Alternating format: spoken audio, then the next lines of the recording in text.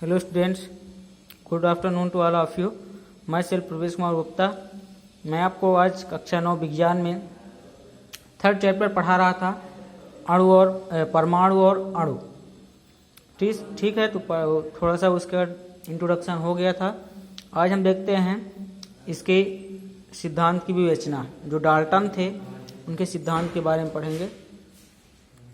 तो आइए देखते हैं। डाल्टन के परमाणु सिद्धांत के अनुसार सभी द्रव्य चाहे तत्व, यौगिक या मिश्रण हो, सूक्ष्म कणों से बने होते हैं, जिन्हें परमाणु कहते हैं।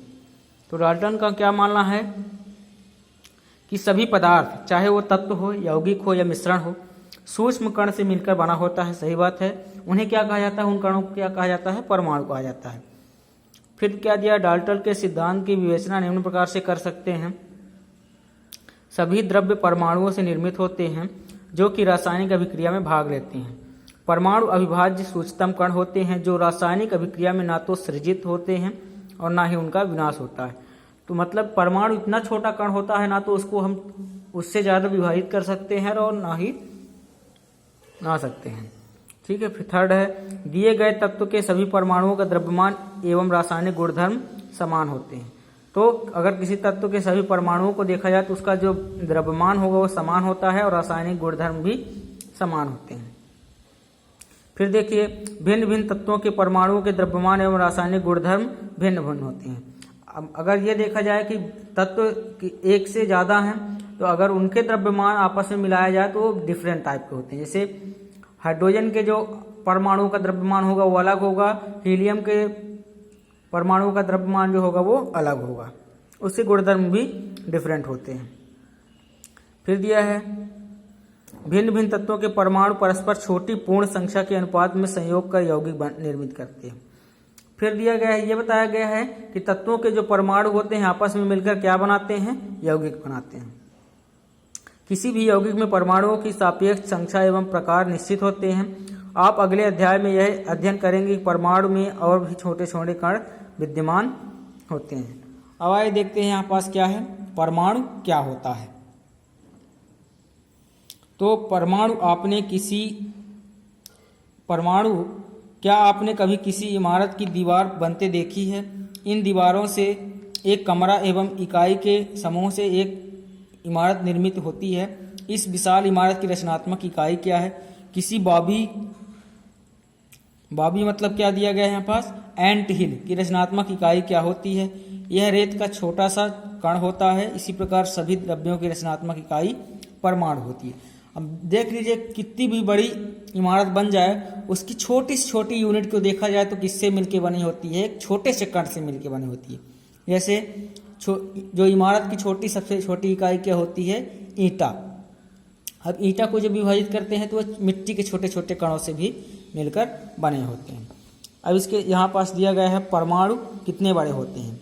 तो देखिए, परमाणु बहुत छोटे होते हैं। ये किसी भी वस्तु जिसकी हम कल्पना या तुलना नहीं कर सकते, कल्पना या तुलना कर सकते हैं, से भी छोटे होते हैं। लाखों परमाणुओं को जब एक के ऊपर एक चट्टे के रूप में रखें तो बड़ी कठिनाई से कागज की एक सीट जितनी मोटी परत बन जाएगी। ठीक है। इसका मतलब होता है परमाणु जो होते हैं बहुत छोटे होते हैं। अगर इनकी एक एक यूनिट को आपस में चट्टे के रूप में रखते हैं तो एक कागज के समान पतली परत बनती है। तो परमाणु त्रिज्या को नैनोमीटर से मापा जाता है। ये बहुत इंपॉर्टेंट क्वेश्चन है दोस्तों, स्टूडेंट्स इसको ध्यान से देखिएगा। दिया है परमाणु त्रिज्या को नैनोमीटर से मापा जाता है। तो 10⁻⁹ मीटर बराबर क्या होता है? 1 नैनोमीटर होता है। और 1 मीटर में कितने नैनोमीटर होते हैं? 10⁹ नैनोमीटर होते हैं। फिर यहाँ पास देखिए, त्रिज्या में और उदाहरण दिया है। 10⁻⁻10 हाइड्रोजन परमाणु होता है। फिर 10⁻⁻9 जल अणु होते हैं। फिर 10⁻⁻8 हीमोग्लोबिन अणु होता है। 10⁻⁻4 रेत कण होते हैं। 10⁻3 चींटी होती है। और 10⁻1 सेब के कण होते हैं। जब परमाणु का आकार इतना सूक्ष्म है कि हम इसे नगण्य मान सकते हैं, तो हम इसके बारे में क्यों सोचें? हम इसके बारे में इसलिए सोचते हैं क्योंकि हमारा पूरा विश्व ही परमाणुओं से मिलकर बना होता है। चाहे हम उन्हें देख नहीं सके, फिर भी वे यहाँ विद्यमान हैं तथा प्रत्येक क्रियाकलापों पर उनका प्रभाव पड़ता है। ठीक है। अब हम आधुनिक तकनीकों की सहायता से तत्वों की सतहों के आवर्धिक प्रतिबिंबों को दिखा सकते हैं, जिनमें उपस्थित परमाणु स्पष्ट दिखाई देते हैं। यहाँ पास एक चित्र दिया गया है, इसको देखिए। यहाँ पास क्या दिया गया है, एक चित्र दिया है, तत्व है मान लीजिए, उसकी सतह को दिखा दे रहा है कि उसमें परमाणु कैसे विद्यमान हैं। फिर अगला टॉपिक क्या है, विभिन्न तत्वों के परमाणुओं के आधुनिक प्रतीक क्या हैं। तो डाल्टन ऐसे प्रथम वैज्ञानिक थे जिन्होंने तत्वों के प्रतीकों को प्रयोग अत्यंत विशिष्ट अर्थ में किया।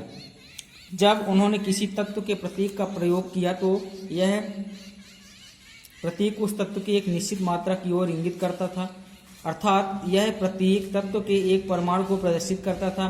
बर्जिलियस ने तत्वों के ऐसे प्रतीकों का सुझाव दिया जो उन तत्वों के नामों के एक या दो अक्षरों से प्रदर्शित होता था। जैसे हाइड्रोजन, इसका प्रतीक कैसे दिया है, एक सर्किल बनी है जिसके केंद्र में एक बिंदु है। फास्फोरस का ये प्रतीक हो गया, कार्बन का C हो गया, गोल्ड का G। ठीक है। फिर कार्बन का देखिए राउंड है, उसमें कलर किया गया है। सल्फर का देखिए राउंड में प्लस किया गया है। सीसा का देखिए राउंड करके L लिखा है। प्लेटिना का देखिए राउंड करके P लिखा है। ऑक्सीजन का देखिए केवल सर्किल बस O। आयरन का देखिए सर्किल करके L लिखा है या I लिखा है। और सिल्वर का देखिए सर्किल करके S लिखा है। और पारा का देखिए सर्किल करके बिंदु रखी गई है उसके चारों ओर। ये सारे प्रतीक चिन्ह कौन दिए थे, डाल्टन द्वारा दिया गया था। फिर देखिए प्रारंभ में तत्वों के नामों की व्युत्पत्ति उन स्थानों के नामों से की गई जहां वे सर्वप्रथम पाए गए।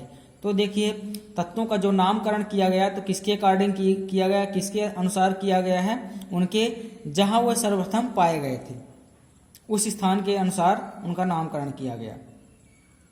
जैसे कॉपर का नाम साइप्रस से उत्पन्न हुआ। ठीक है।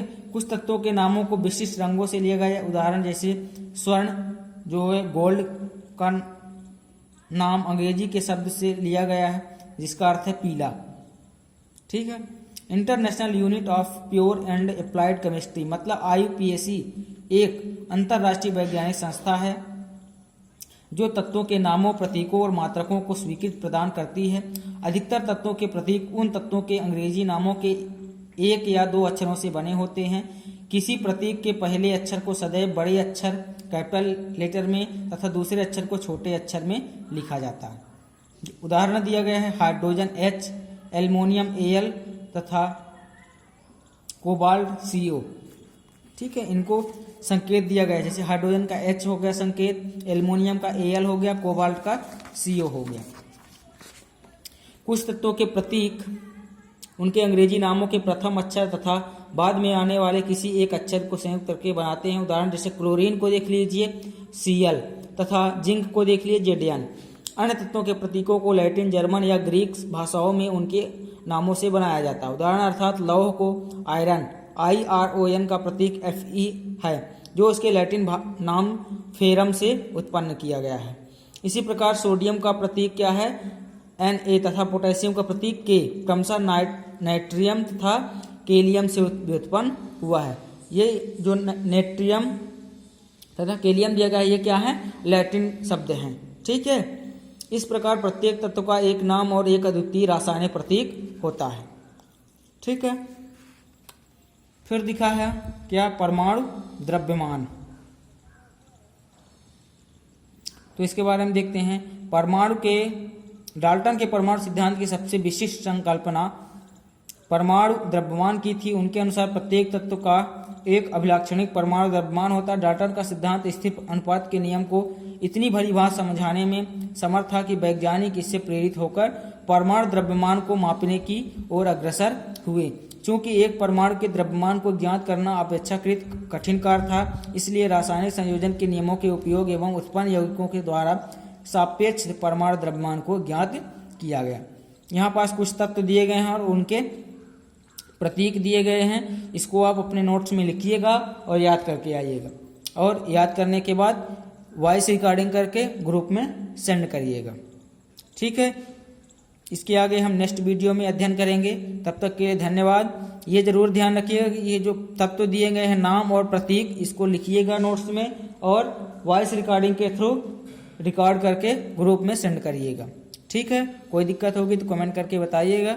Thank you.